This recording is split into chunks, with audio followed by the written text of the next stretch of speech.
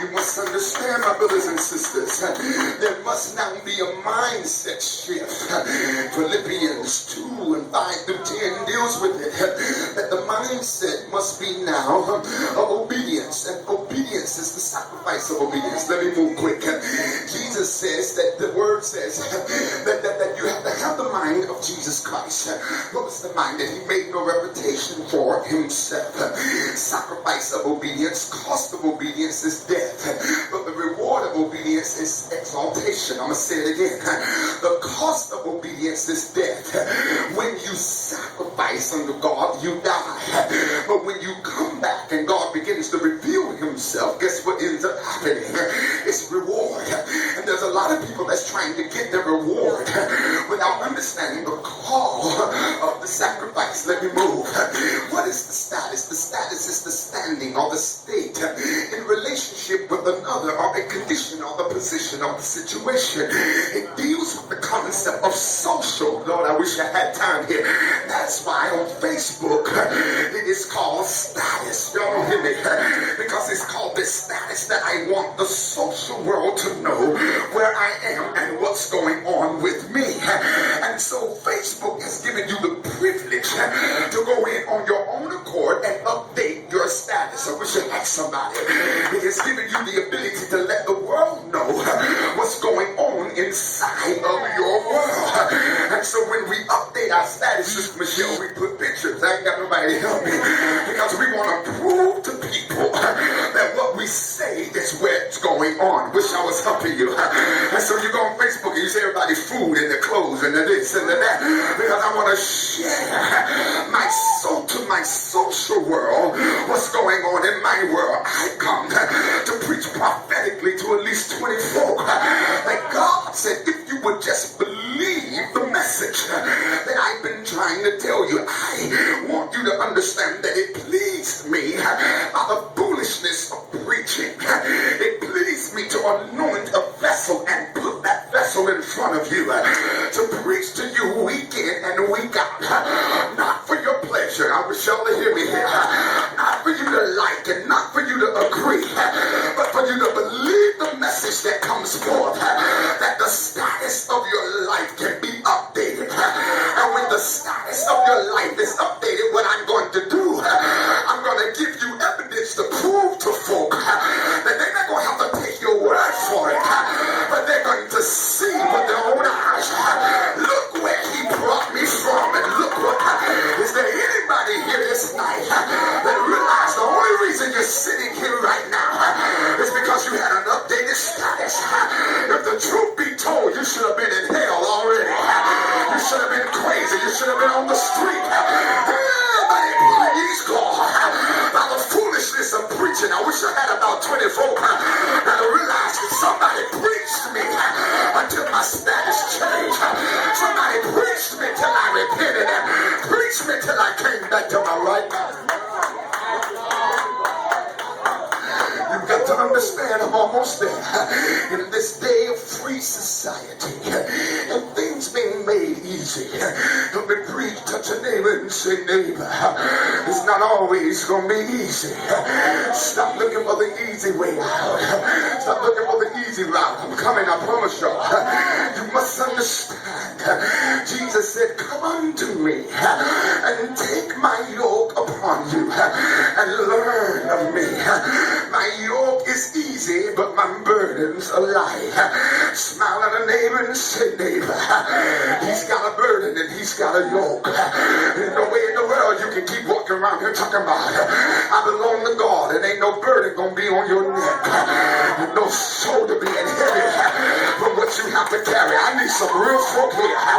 Being anointed don't exclude me from this yoke. I got a burden to bear, and I got a yoke around my neck, and I need this yoke. Y'all sit there and look deep if you want it. I need this yoke. And every now and then my flesh want to take me to the left, and that yoke yank me back around. I want to quit, but that yoke, I wish I had about 10 folk that know what it means to have a yoke around your neck. It's called an assignment. It's called the will of God. It's called God perfecting you. And every time you try to run away from what God has given you to do, guess what? That yoke flip you back around and say, not yet, not yet.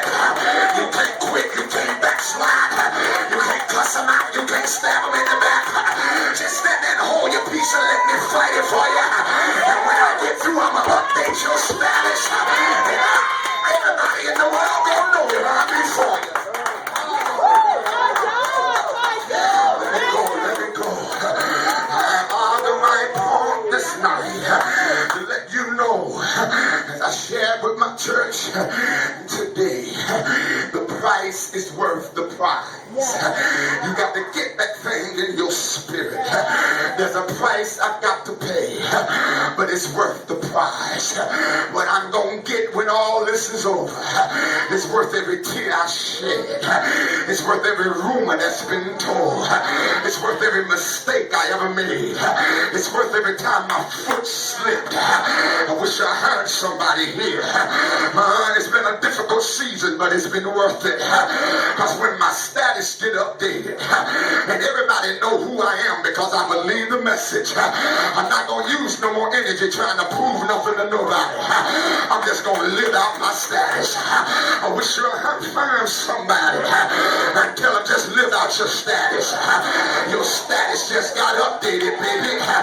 You came in here defeated, but it just got updated. It called you the victor. You came in here down, but it just got updated. If you believe on me, as the scripture has said, out of your belly shall flow rivers of living water. How many bills you got back home? Believe the word that he shall supply all of my needs. Tell what the doctor told you last week. Believe the word. He is Jehovah Rapha. He is the God, my healer, Jehovah Nisi. He's my banner Tiskanu. He's my righteousness. Lord, help me here. When you begin to understand, Lord, the word became flesh. There is an explanation of the communication of God's love. And the communication and explanation, can I have 5 minutes? Of God's love is called Jesus. When you begin to understand, my brothers, that is why it's important that we be careful of the words that we say out of our mouth. Because once the word has been spoken, I know y'all gonna argue this with me, but really study it. Once the word has been released, it cannot be recalled. It can be reversed, but it cannot be recalled. Y'all didn't catch it yet. That's why God say, I watch over my word, and I get in a hurry to perform it. What I say, it cannot be recalled, but it can be reversed. It can be reversed by your doubt. It can be reversed by your non-participation of what I said. And when I told you praise me anyhow, and you sit there and hold it, you reverse the word. When I told you to do good to them that despitefully use you, but you took matters in your own hand, you reverse the word. I ain't gonna get nobody to help me preach, but I feel like preaching anyhow. When you held that money and I told you to let it go, you reverse the word. So you got to understand that you can't recall it, but you can reverse it. And so there is this understanding that the Logos, God's revelation, is not just a declaration, but it is also a proclamation. It is the concept of understanding that He, God, will proclaim over your life what He's going to do. He goes into covenant with you, my sisters and brothers, and decree and declare that with every energy and every strength I've got, I'm going to do this for you. You missed it. I'm going to put all my weight behind what I said. I'm not just going to speak it, but I'm going to tap into the resources of my godness, and I'm going to put up all that I am to make sure you come out with what I said. Y'all still missed it. I'm going to use the same strength that I created the world with to create your miracle. I'm going to use the same strength that I put stars up in the sky. That I'm about to update your status. You're going to smile again. You're going to be happy again. Something getting ready to shift in your life that's going to change you forever. I'm going to use everything I got and who I am to prove to you that I am God. And I'm on the throne. I feel a praise right there. I need 50 folk that know I feel the strength of God getting ready to stand up in my life. I dare you praise Him like you never praised Him before.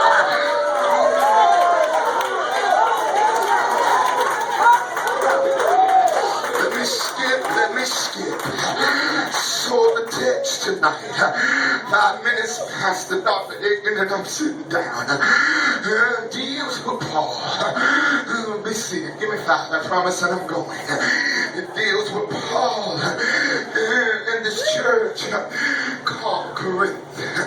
In the city of Corinth, the port city, the city that is full of all kind of noble things. Down the street from the church is a temple made unto a goddess called Diana. And in this temple of Diana, there's all kind of illicit sexual orgies and things that are going on.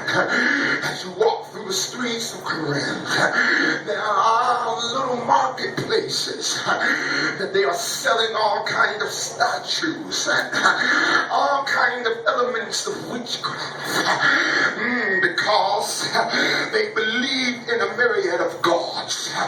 And so Paul now, in his quest to establish the church, can I preach in here, deals with these individuals that are being transplanted from the kingdom of darkness to the kingdom of light. But yet, even though there is a transplant, my sister, there is still some type of ideology in their mind that causes them to feel that I cannot just accept the work of grace, but I got to do something in order to be saved. And so Judaizers were able to creep into the church and begin to plant seeds in their mind that to believe the gospel is not enough. Begin to plant seeds in their mind that there must also be the following of the Mosaic law. And if circumcision is not being done, then you're not saved. I wish I was helping somebody. Individuals sitting on the same row, trying to let them know just because you believed, you ain't saved. You got to do something to be saved. I wish I was helping somebody. You got to watch that spirit that creeps in church. That's always trying to tell you what you are and what you're not. I know y'all ain't got that problem over here, Faith Remnant. I'm just talking. You got to watch that spirit that wants to judge you because of your hair, your clothes, and your car. And they look at you and they almost want to X you out of an ordained place because you don't fit the mold. Paul began to answer them. God, I feel like preaching. Mother, pray this off me. And there is an antidote to those individuals that's got something to say. It pleased him by the foolishness of preaching. Y'all ain't catch it yet. I ain't wasting no more energy trying to please you when he's already pleased. Why am I trying to get your vote when he already voted for me? Why am I spending all my energy trying to convince you of who I am? And from the foundation of the world, he's already established me before my mama knew my daddy. He said, I knew you and ordained you and set you apart. Ain't nobody got time for that. I wish I had somebody. When you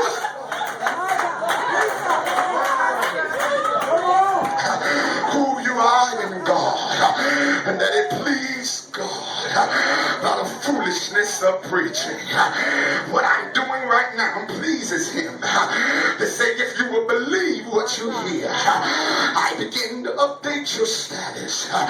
When God came to the earth, he did not add or bring. Stay with me, deep folk. Y'all real smart, but I need y'all to hear what he told me. When I came to the earth, I did not bring obedience with me. No, y'all didn't catch it yet. What was challenged was not my divinity, but it was my humanity. I was God and man wrapped up in one. Am I in the right church? I was divine and I was human. The devil never tested my divinity, but he tested my flesh. When I was hungry, my divinity didn't get hungry, my flesh did. I wish y'all would stop being deep around here, trying to act like the devil don't try you because you got so much glory and oil on your head. He ain't messing with your gift. He calling out to your flesh. And if you ever admit my flesh wants something that it can't have. I don't like y'all church folks. I did not bring Obedience with me, my dear. I'm God. But I had to make, when he told me this morning, it blessed my mind. I had to make a decision to be obedient. I had to be given an opportunity to fail him and please him. Because with no opportunity to fail, then there is no pleasure in the pleasing. You missed it. He did not give me an opportunity to let him down. Me not letting him down brings him no glory. What brings him glory is that I had a choice to do something else and I did not. Then he gets glory. When I could have went another way, but I didn't. Y'all ain't caught it yet. He told me to tell you, authority cannot come without submitting to a choice. When Adam messed up, I want y'all to catch the wisdom. When Adam messed up, if he had annihilated man,